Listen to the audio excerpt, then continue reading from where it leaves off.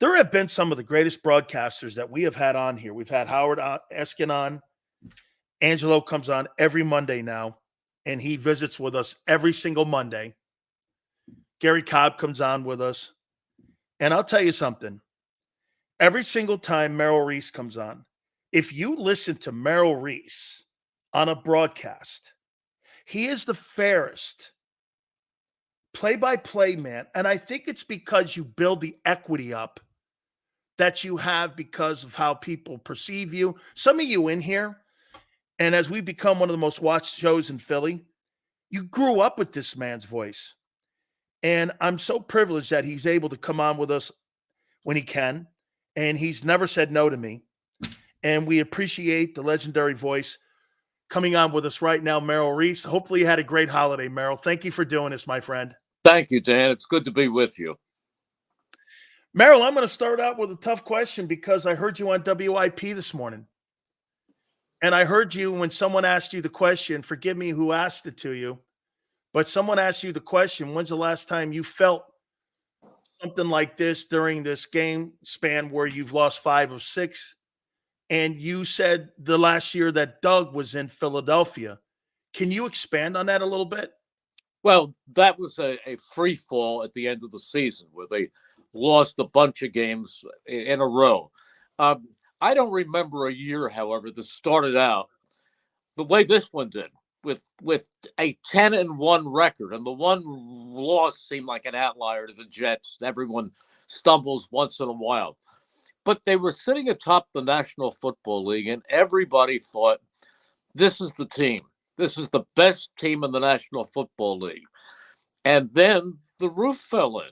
I mean, what has gone on now for the last 6 weeks is almost unfathomable. How about this, Merrill? Let's go with, if you look at Kansas City's been to 5 straight AFC championship games. They've been to Super Bowls in that span. I believe 3 of them, winning 2 of them. I think that organization also is out of gas.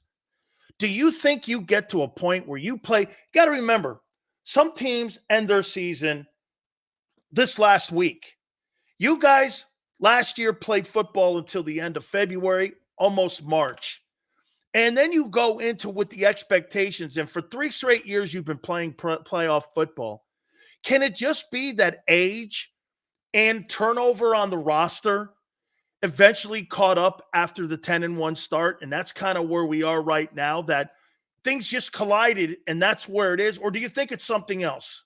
I don't know. I mean, this is the first time I can honestly sit here and say to you, Dan, I don't know. I can talk about the mistakes. I can talk about the fact that almost every playoff team is plus something in differential, in turnover differential. I can't imagine a team, even this one with an 11-6 record, being minus 11 in turnover differential, in double figures in turnover differential. They know they rarely take the ball away, and they give it away at an alarming rate. That's one thing. I have not lost my faith in Jalen Hurts at all. I think he's a great quarterback. I think the entire offense does not run the way it ran while they were coming together with those 10 wins. There were a lot of people seeing signs early because they weren't blowing teams out. You know that. Yeah. They were squeaking through. That didn't bother me because to me, the phrase I used was, this team knows how to win. And the word I used often, and it's not original because I'm sure it was in headlines and in people's vocabulary every week, this team is resilient. Well, they've lost that resilience, and they have not shown that they have the knack for winning. In fact, they let wins slip through their fingers. Wins disappear. I mean, imagine a 20-3 halftime lead against the Giants 3 weeks ago, and it dissipates, and they end up having to hang on for dear life through the last play of the game to beat the Giants, and then leading Arizona 21-6 at halftime the following week. And that one was lost at the end. That team, that in that game, they never forced Arizona to punt. Not once. Poor Britton Covey sat there, the punt returner, watching the game. He never got off the bench. There wasn't one stop. Now, I understand things like that can happen against the 49ers, which, by the way, they did. Eagles couldn't stop them at all. But against Arizona, against a 3-12 Cardinals team, to blow a 21-6 lead, to me, this is inexplicable. Merrill, I listen to you, and I listen to you each and every single weekend when it comes to broadcasting the games on the IP app. And I got to tell you, I felt you. I felt you, and I felt your angst. I could not believe it was 2 minutes into the Giants game on Sunday, and it just looked like there was, dare I say it, it just was a lack of intensity and effort, and there's nothing to quantify that. I mean, the Cowboy-Washington game, Merrill, was still in question going into at least in the middle of the second quarter. You didn't know what, I think even Washington had a 10-0 lead. No, they had a 10-7 lead. It was 7-7, and then Washington went ahead 10-7. And I'm going like, well, there's still a debate on whether or not to sit the guys. And here was, and I heard it in your voice and in Mike Quick's voice. It just seemed to be, and I wonder where that comes from. It just looked like mentally exhausted being out there. But I know that Nick Sirianni spoke to the team the night before, and he really came across with the feeling that this was a very important game. And there are people, there were columnists who said that they should be resting the players, getting ready for the playoffs. I don't know how you could rest players. They didn't earn a rest, Dan. They had lost at that point 4 of the last 5 games. That's not earning a rest. You have to show, to me, you can't go into the playoffs as they are going in, as it turns out, having lost 5 of the last 6 games. You've got to go into the playoffs feeling good about yourselves, knowing that you have the offense in sync and the defense is stopping people. You want to go to that playoff game feeling that you're ready. Now let's build upon this. And they didn't. They let it all slip away, and they looked like they had no answers. I'm being honest with you. I know you are, and you are honest in your broadcasting all the time. I mean, I think you're the greatest play-by-play guy I've heard in the last 30 years. I mean, the way you do it, you and Brad Sham. I love the way Brad calls Cowboy games as well. But I want to throw something at you that Gary Cobb said yesterday about Jalen Hurts. You know what? It just seems that there is a stack of bricks on his shoulder this year. And he's such a young player, Merrill, that this is what Gary said. You imagine putting the starting job of the Philadelphia Eagles first and foremost, which is going to be a ton of bricks. Then you put $250 million on top of that ton of bricks. You're talking about massive pressure, expectations. He goes, I would like to have seen a veteran quarterback. So when he walks off the field, what are you saying? Somebody he can talk to, that he can sit there and there's a first-year coordinator. There's a first-year, I know they've been in the building, quarterback coach. You got Marcus Mariota, who is struggling to stay in the league himself. It just seemed Gary's like he needs more of a support system around him because it's just bigger than football. Gary's notion was, you think there's any truth to that? Because it's an awful lot, Merrill. A lot of money and a lot of expectations, and you're coming off a Super Bowl run. You know, I think the world of Gary. I think Gary is a very, very intelligent guy, and I agree with a lot of the things that he does say.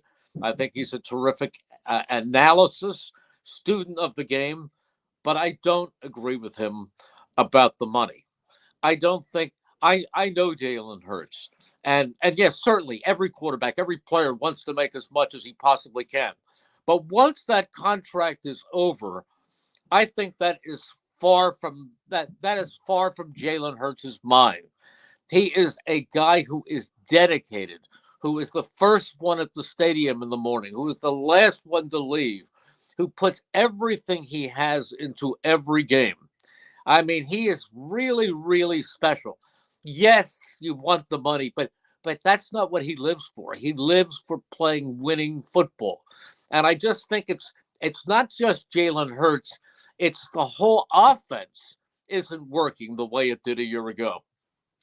Merrill, I'm not going to have you sit here and be a play-by-play general manager and question decisions that were made, but I'm going to ask you an opinion.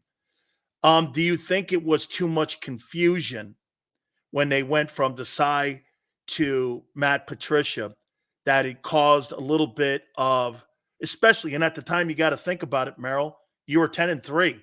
We're not talking about, and he had beaten Desai, the Chiefs, and the Dolphins. He had stopped really good offenses. Okay, the Cowboys.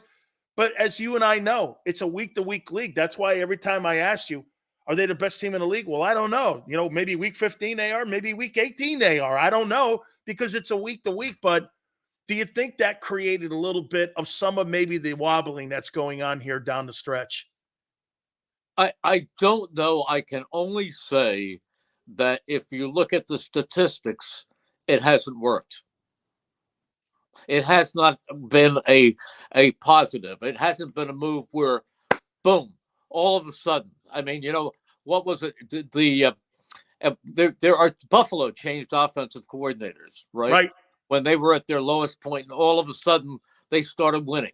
They went from Dorsey to Joe Brady. Yeah, that hasn't been the effect. And I think back in what was it years ago when Baltimore. When Harbaugh changed offensive coordinators in the Super Bowl year, Cam Cameron, I think, left, and they changed. It worked. In this case, they made a move, and there has been no positive effect. I'm not saying anything negative about Matt Patricia, and I also think Sean Desai is a bright, defensive coach, but there has not been a benefit. There has not been any kind of benefit coming out of that move. Do you think Jalen Hurts has regressed this year? No. I think a lot of people might tell you yes. I'm going to tell you no. The turnovers don't bug you?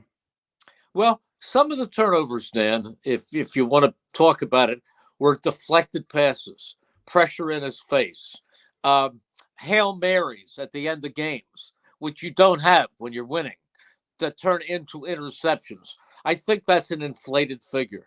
I think the more revealing figure is the fact that he has played a part in 38 touchdowns, second only to Josh Allen. He's between touchdown passes and touchdown runs, 38. That's way up there. And his passing percentage is certainly not bad. And I think he's the same Jalen Hurts with a different offense. You want to hear a crazy stat that we were talking about last week? Between Josh Allen and Jalen Hurts, there's over 100 first downs just running the ball. Yeah. And there's over 80 touchdowns combined between the two of them. Mm-hmm. I mean, that's amazing. That absolutely is. I would love to get a couple last questions for you, Merrill. I would love to get your thoughts because, boy, I'll tell you one thing about your city. They'll love you on Monday, and they can hate you on Friday. Mm-hmm. For dang sure. Boy, I tell you, man, that is Philly in a nutshell right here. Are you shocked that you're hearing a lot of people talking about Angelo? And I'll tell you, Angelo said on Monday that they should fire Nick Sirianni on Tuesday. Do you think people like that and other folks who are making those comments, and that's Angelo's opinion, there's a bunch of people with other opinions that say that's crazy. But Three straight playoffs? Just your take. No, listen. It's just MO. It's just what happens here all the time. You said they love you on Monday, they on Friday. They don't love you on Monday and hate you on Friday. They love you on Monday and then maybe hate you the next Monday because you have to get through another game. They don't change when the games aren't being played. But I think I think it all comes down to passion. I do. I think that's the word passion. They love this team so much that if they win a game, if you win on Sunday, it could be pouring outside, but Monday is still sunny. And if they lose a game, it could be the most glorious day on Monday and people are walking around with their heads down. So I just think that's the passion. And I think that's part of Angelo being Angelo. And he gives you those opinions, and he reacts the way a great talk show host reacts. And there's no one like Angelo to stir you up and get you going. And he's a knowledgeable guy. He's a brilliant guy, and he's a great guy. And I think he's terrific. But Angelo's going to give you that from the heart reaction very, very quickly.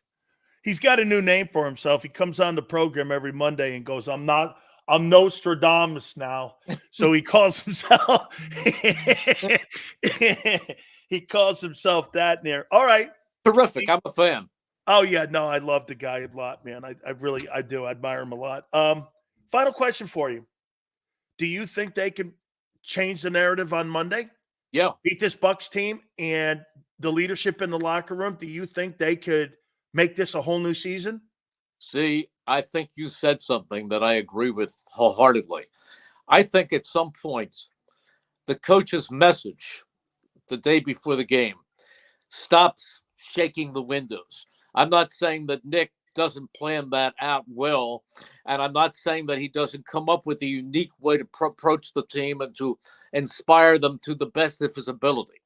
But I think there's a certain point where a coach's words, regardless of who that coach is, ring hollow. And I think there's a point where you have to get the guys who were part of that march behind a backup quarterback at the end of 2017 that took the team behind the backup quarterback into Super Bowl 52 and knocked off Tom Brady and the mighty New England Patriots. You've got to take those guys who have been around and have them affect the younger players, the less experienced players. You've got to have them take over that locker room and instill confidence and desire and just an indomitable spirit going into Monday night's game. If they can do that more than any coach, if they can do that, I honestly believe, now maybe I'm seeing the glass half full, honestly believe the Eagles are a more talented team than the Tampa Bay Bucks. However, the more talented team doesn't always win, which we've seen over the past month, where the Eagles have lost to opponents who on paper are inferior. I think the Eagles are a better team.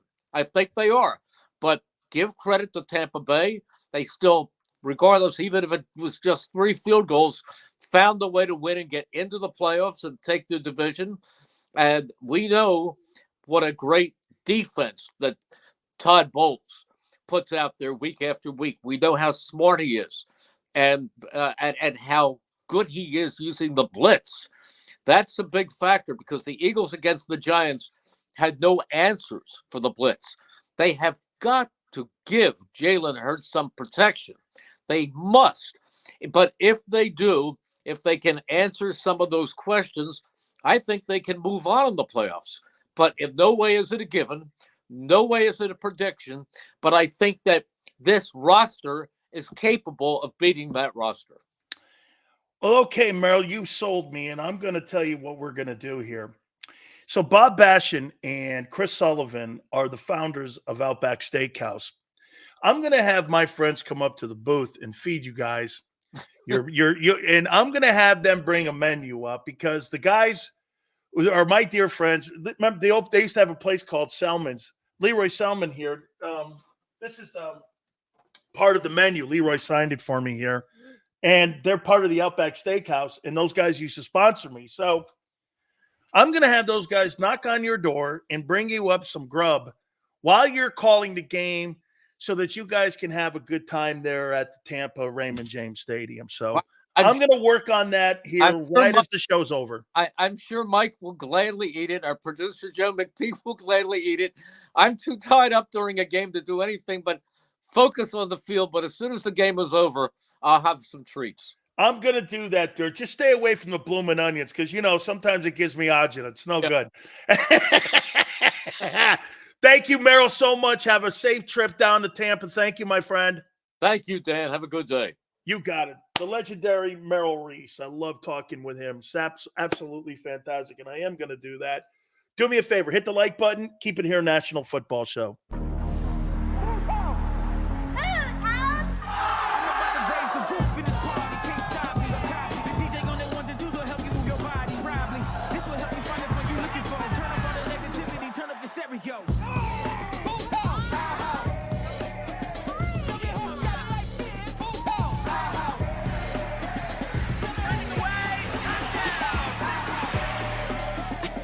Football and Hooters, the